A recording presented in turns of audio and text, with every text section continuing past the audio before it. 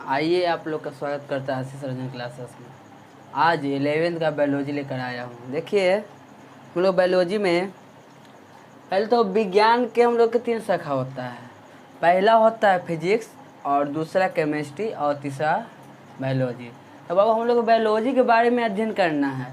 विज्ञान का हम लोग परिभाषा जानते हैं कि विज्ञान क्रमबद्ध ज्ञान को ही विज्ञान कहते हैं। क्रमबद्ध ज्ञान मतलब समझिए, क्रमबद्ध मतलब लगातार। विज्ञान है वो लगातार पढ़ने वाला विषय। जैसे मान लीजिए कि आज हम पढ़ रहे हैं वनस्पति विज्ञान के बारे में, आज क्लास हमको छूट गया या नहीं याद है तो हमको अगला नहीं समझ में आया। काहे कि अगला जो भी होगा वनस्पति विज्ञान के रिलेटिव ही होगा, इसको अंतर्गत ही आवेगा। जो भी आवेगा इसको अंतर्गत ही आवेगा। अब देखिए जीव विज्ञान हम लोग तीसरा चलेंगे, वो बायोलॉजी। जीव विज्ञान किसे कहते हैं पहले ध्यान देना यहाँ पर कि यहाँ पर क्या बोला है, जीव विज्ञान बोल रहा है। यहाँ पर जीव विज्ञान बोला था, वो हम लोग जीवों के बारे में अध्ययन करेंगे। क्या वो जीवों के बारे में अध्ययन करेंगे, जीवों और पेड़ पौधों के बारे में अध्ययन करेंगे, उसे क्या कहेंगे, जीव विज्ञान कहते हैं।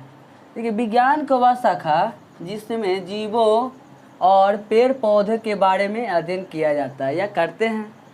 और अध्ययन करना या किया जाना दोनों तो हम लोग के थी ना है। तो पेड़ पौधा और जीवों के बारे में अध्ययन करेंगे, उसे क्या कहेंगे, जीव विज्ञान कहेंगे। ठीक है। फिर अगर बाबू कि जीव विज्ञान के पिता कौन है, जब इसको खोज हुआ होगा, जैसे हम लोग खोज हुआ है तो हम लोग का पिता है ना। इसी प्रकार बाबू जीव विज्ञान के पिता हम लोग अरस्तु को बोलते हैं। क्या किनको बोला, वो अरस्तु के।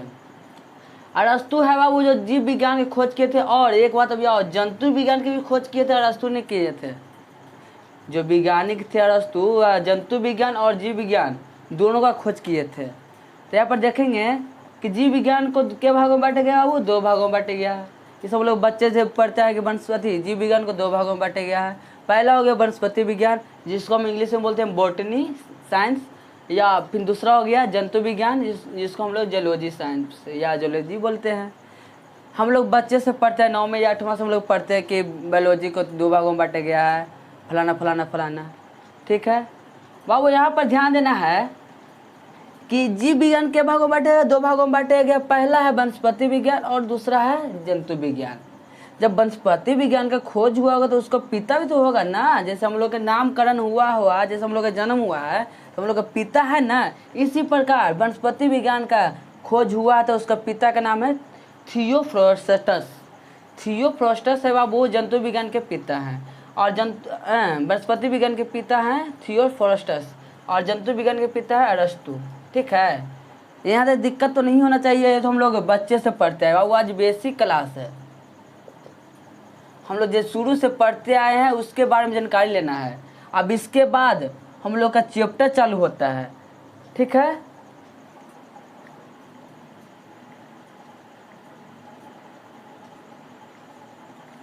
देखिए अब हम लोग जानते हैं वनस्पति विज्ञान किसे कहते हैं।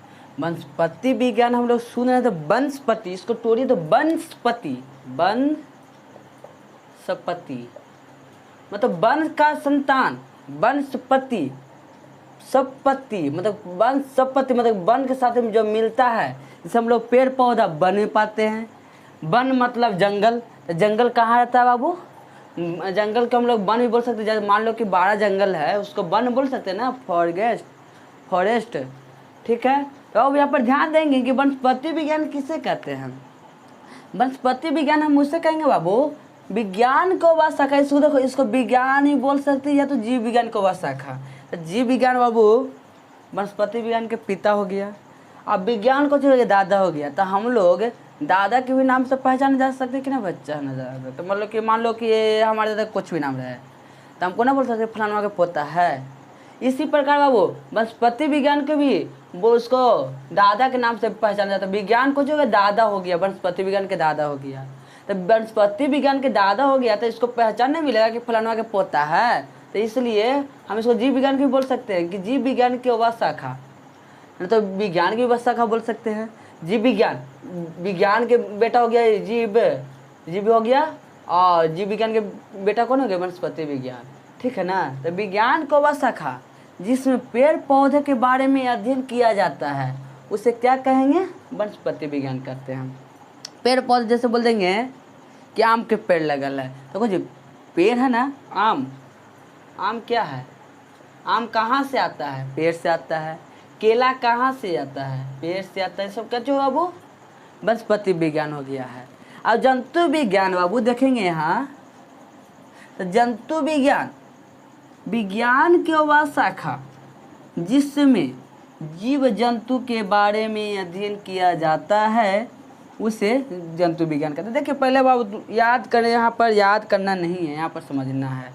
पहली बात हम लोग बोल देंगे जंतु विज्ञान, कोई भी यहाँ पर बोल दे, कोई भी विज्ञान बोल दें, यहाँ पर जो यहाँ पर लिखा रहता है उसको हम लोग, यहाँ पर जंतु लिखा तो जंतु के बारे में अध्ययन करेंगे, यहाँ पर वनस्पति लिखल तो वनस्पति के बारे में अध्ययन करेंगे। यहाँ पर ये भी बोल सकते हैं कि विज्ञान को वह शाखा जिसमें खाली वनस्पति के बारे में अध्ययन किया जा सके उसे वनस्पति विज्ञान कहेंगे।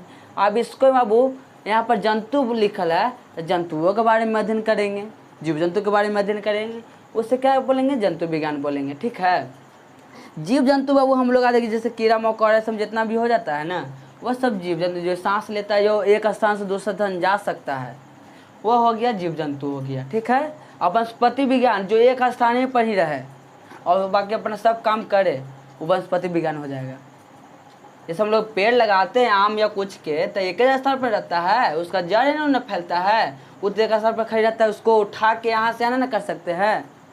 तो एक स्थान पर हो गया। मान लो कि यहाँ पर जीव कोई आदमी है, जैसे हम ही हैं, हम यहाँ पर खड़े हैं, मान लीजिएगा हम यहाँ पर आ गए, तो फिर हम चेंज हुआ कि नहीं चेंज हुए, और उसमें पेड़ चेंज कर सकते हैं।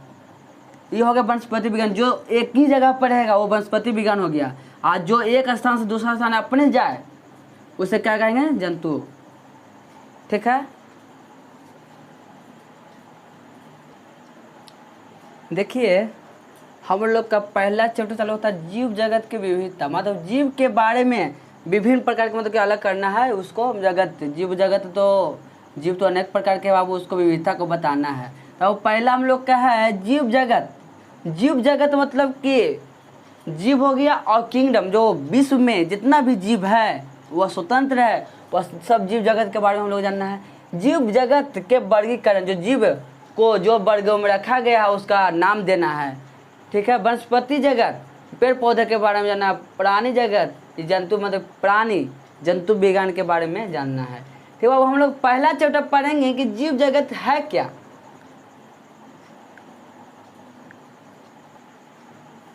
देखिए जीव है क्या। जीव को बाबू, जीवों को सुस्पष्ट अभिलक्षणों को देखते हैं। जो जीव है उस सुस्पष्ट लक्षणों को देखते हैं, जैसे में वृद्धि, जनन, पर्यावरण के प्रति संवेदना का पता लगाना और उसके अनुकूल क्रिया करने, यह सब जीव का विशेष लक्षण है। बाबू जीव है वह वृद्धि, जो वृद्धि मतलब कि 1 से 2, जैसे मान लीजिए कोई जीव है अगर जनन करता है तो जनन करने के लिए 2 का आवश्यकता पड़ता है, मादा और नर का। बाबू जो इसको से निर्माण होता हुआ एक दूसरे का थी हुआ कि नहीं हुआ, वृद्धि हुआ कि ना वृद्धि हुआ। जब 2 को मिला तो तीसरा का निर्माण हुआ, और 2 को मिला तो तीसरा का निर्माण हुआ ना संतान का, तो वृद्धि हो गया। देखिए वृद्धि क्या चीज़ से किया बाबू? जनन से किया। जैसे वृद्धि, जैसे हम हैं, आया कपड़ा है तो वृद्धि हुआ नहीं हुआ। जीव की हम बात करा, वो जीव के जैसे मान लीजिए कि यहाँ पर हम हैं, यहाँ पर कोई आदमी आ जाता है, कोई लड़का या कोई भी आ जाता है यहाँ पर, तो वृद्धि होगा ना, एक वृद्धि बोला जाता है। जनन बाबू हम लोग जनन जानते हैं, हम लोग 10वां में पढ़ना, 9वां में पढ़ना जनन के बारे में। जनन जो 2 को मिलकर तीसरा का निर्माण करेगा वो जनन होगा। पर्यावरण हम लोग का साफ सुथरा, आसपास जितना हम लोग का अगल बगल जितना भी है साफ सुथरा रखना चाहिए, वो पर्यावरण के बात हो गया। ठीक है ना। तो अब वो यह सबका जी संवेदना होता है, संवेदना सबका काम इतना होता है। वृद्धि सब कोई कर सकता है, वृद्धि सब जीव करता है, वो मनुष्य हो या तो कोई भी अथी हो, कोई भी जीव हो, या कीड़ा मकोड़ा या मच्छर का है ना हो, या सांप या कुछ भी रहे, वह वृद्धि सब करता है। जनन सब करता है। पर्यावरण वह सब भी करता है। सब जीव मतलब कि सबके संवेदनशीलता होता है, वह सब लक्षण का जो है वो जीवों में पाया जाता है। ठीक है। ये सब लक्षण जीवों में पाया जाता है। जैसे तुम लोग से पूछ दिया जाए कि वृद्धि और जनन और पर्यावरण किसके विशेष अभिलक्षण है, तो किसके विशेष अभिलक्षण है बाबू, तो ये जीव का विशेष अभिलक्षण है। तो ऑब्जेक्टिव यहाँ पर ये हो कर सकता है कि पर्यावरण किसके प्रति संवेदनशील है, तो किसके प्रति संवेदनशील है बाबू, जीव के मतलब कि संवेदनशील है कि नहीं है। संवेदनशील मतलब कि पर्यावरण कौन साफ सुथरा कर सकता है, कौन सा थी पर्यावरण हम आसपास के साफ सुथरा वातावरण कर सकता है, वह सब जीव है, जीव है ना। जैसे मान लीजिए यहाँ पर कचरा है, तो कचरा कोई भी जीव, जैसे हम हैं या कोई भी आवे, जैसे चिमकेल या खाना पीना हो, तो कुत्ता या कुछ भी हम लोग बाहर बीतते हैं, तो पर्यावरण साफ करता है, कुत्ता भी खा लेता है, हम लोग बीत देते हैं, ठीक है। ये सब किसको लक्षण है वो जीव के है, ठीक है।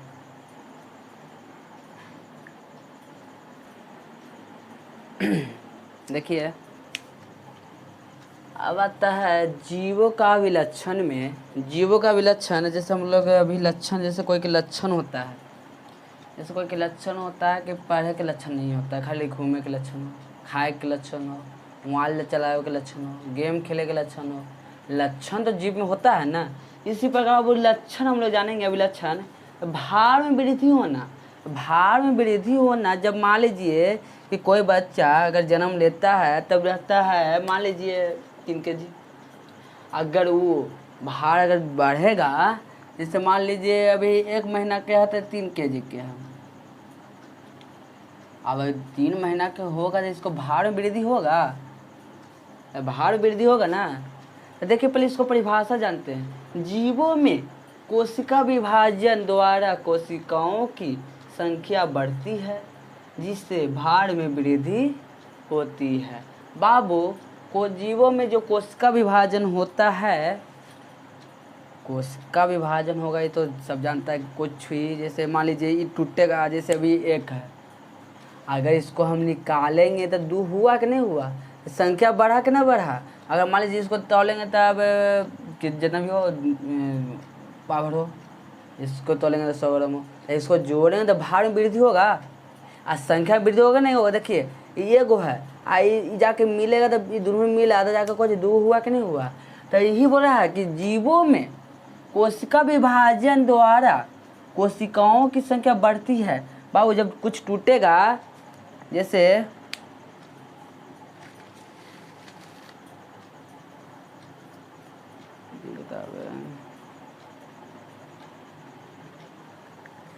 जैसे कैप है, अगर ये टूटेगा तो इस संख्या बढ़ेगा कि नहीं बढ़ेगा। देखिए बढ़ा कि नहीं बढ़ा, संख्या बढ़ा भार भी बढ़ेगा, ठीक है। जब इसको हम अलग करेंगे, इसको से मान लीजिए टूट गया, इतना से टूट गया तो बढ़ा कि नहीं बढ़ा। और इसको मान लीजिए इतना ऐसे तोलेंगे तो बढ़ जाएगा उतना, और इसको साथ जोड़ेंगे तो बढ़ेगा कि नहीं बढ़ेगा, कुछ भी बढ़े जितना ग्राम बढ़े, ठीक है ना। तो यह परिभाषा बोलता है कि जब कोशिका, मान लीजिए कोशिका जब भी टूटता है वो एगो है कोशिका, अगर टूटेगा तो 2 का निर्माण करेगा, क्या का निर्माण करेगा, 2 का निर्माण करेगा। 2 टूटेगा 4 का निर्माण करेगा, 5 टूटेगा तो इसे टूटते चल जाएगा। दुगुना निर्माण करता है, अपने से दुगुना निर्माण करता है। जैसे मान लीजिए कि हम 1 है तो हम निर्माण करेंगे तो मान लीजिए 2 को 3 को 4 को, अपने जितना निर्माण अपने से दुगुना करेगा। यह परिभाषा बोलता है कि भार में वृद्धि होना। जब मान लीजिए अभी बताएं आप लोग के कि कोई बच्चा अगर 3 kg 1 महीना में है, तब उसको अगर 6 महीना के हो, 7 महीना के हो, तो कोशिका बढ़ेगा कि नहीं बढ़ेगा, बढ़ेगा तो उसको भार भी बढ़ेगा। जैसे हम लोग खाना खाते हैं तो हम लोग भार बढ़ता है ना, बढ़ता है कि नहीं बढ़ता है। इसी प्रकार बाबू कोशिका अगर टूटेगा तो 1 से ज़्यादा होगा तो उसको सब जानता है कि भार बढ़वे करेगा, ठीक है। फिर बाबू जिससे भार वृद्धि करते, लेकिन भार वृद्धि होना जीवों का सुस्पष्ट विशिष्ट, सुस्पष्ट भी बोल सकते हैं या विशिष्ट भी बोल सकते हैं, विलक्षण नहीं है। बाबू जीवों में यह अभिलक्षण तो पाया ही जाता है, निर्जीव में भी पाया जाता है, भार में वृद्धि होता है। जैसे बता देते बालू, जैसे हम लोग एक ट्रैक्टर लेना है, जैसे हम लोग 1 कटोटी लाए कुछ भी, जैसे निर्जीव है, जैसे बुक है और ई बुक है, तो अभी तो जैसे नॉर्मल है, ठीक है। अगर इसको पर रखेंगे संख्या बढ़ा कि ना बढ़ा, इसको भार बढ़ेगा ना बढ़ेगा, तो निर्जीव एक सजीव बुक है। जब बताइए ये 1 बुक है, इसको पर एगो रखे तो संख्या बढ़ा भार भी बढ़ेगा। तो इसी प्रकार वो बोलता है कि सजीव में नहीं निर्जीव में भी पाया जाता है। जो वृद्धि होता है वो निर्जीव और सजीव दोनों में पाया जाता है। जैसे हम लोग बर्फ़ जमाते हैं, जैसे हम लोग पानी रखते हैं फ्रिज में, तो जो पानी जमता है, जैसे बर्फ़ जैसे जम्मू कश्मीर है वहाँ जैसे पर्वत बनता है, तो एक पर एक जैसे हम लोग यहाँ है, जैसे अभी एक मार्कर है ना, अब इसको पर एगो बढ़ाए तो बढ़ा कि नहीं बढ़ा, बाहर संख्या बढ़ा कि नहीं बढ़ा, और अथी भी हुआ, बढ़ा हुआ अंग भी बढ़ा, ऊंचा भी हुआ, तो बढ़ा कि नहीं बढ़ा। या क्या बोल रहा है कि लेकिन भार में वृद्धि होना जीवों का स्पष्ट अभिलक्षण नहीं है, क्योंकि यह निर्जीव में भी पाया जाता है। जैसे पर्वत है, पर्वत एक पर एक चढ़ा रहता है, जैसे हम लोग होली में मटका उटका फोड़ते हैं तो कंधा पर चढ़ के मटका फोड़ते हैं ना, इसी प्रकार अब वो निर्जीव में पाया जाता है। जैसे हम लोग कॉपी किताब सरियाते हैं तो एक पर एक सरियाते हैं, तो बढ़ा कि नहीं बढ़ा, उसको भार भी बढ़ रहा है और संख्या भी बढ़ रहा है, बढ़ रहा है ना। इसी प्रकार बोलता है कि यह भार, जो भार में वृद्धि होता है वह जीव में नहीं, अरे निर्जीव में भी पाया जाता है। ठीक है, निर्जीव में पाया जाता है। जैसा में यह है, या समझिए,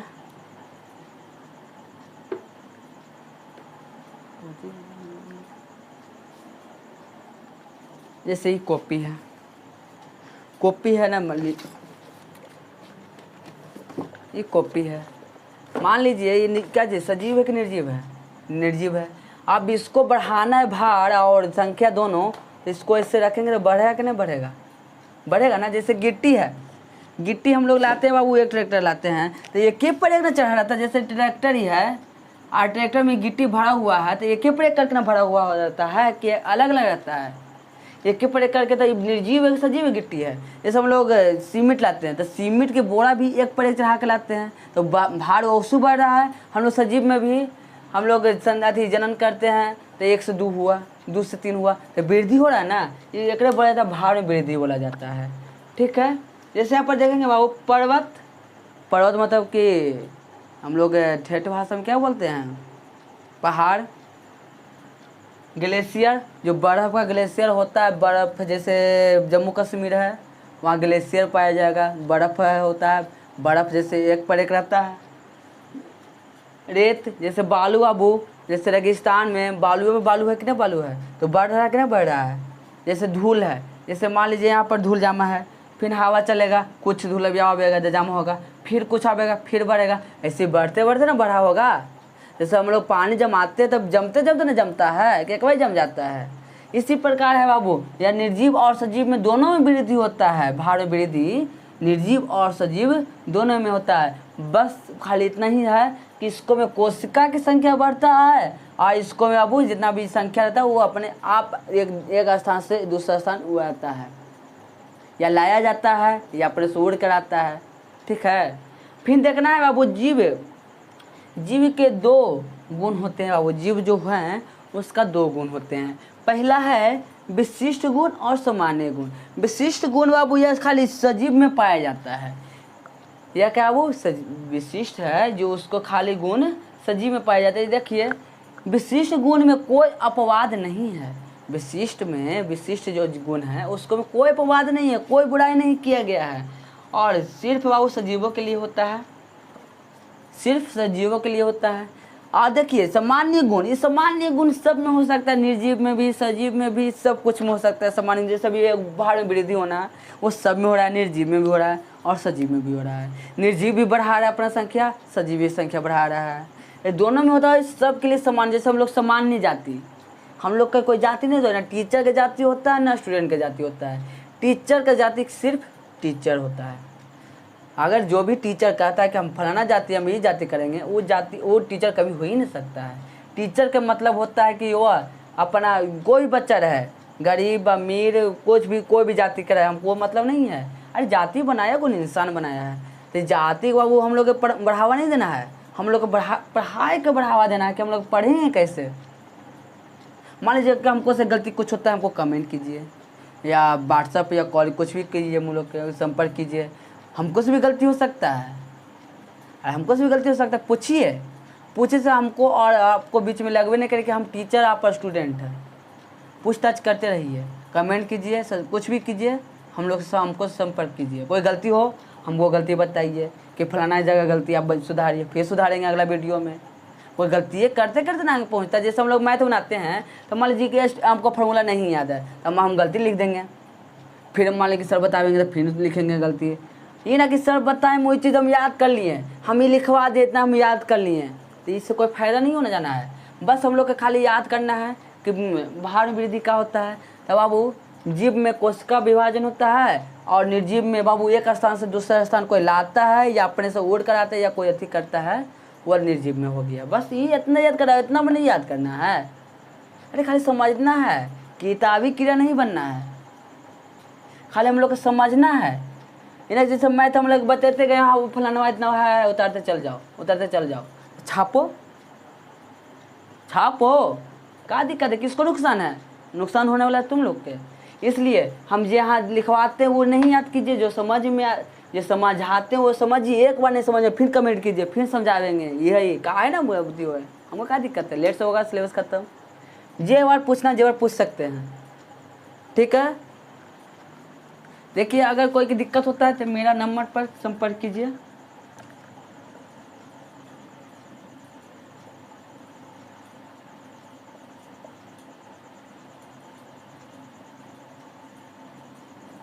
अगर वीडियो अच्छा लगता है तो लाइक और सब्सक्राइब और शेयर करना ना भूलिए। अगर कोई गलती हो तो हमको कमेंट कीजिए या तो हमको कॉल कीजिए।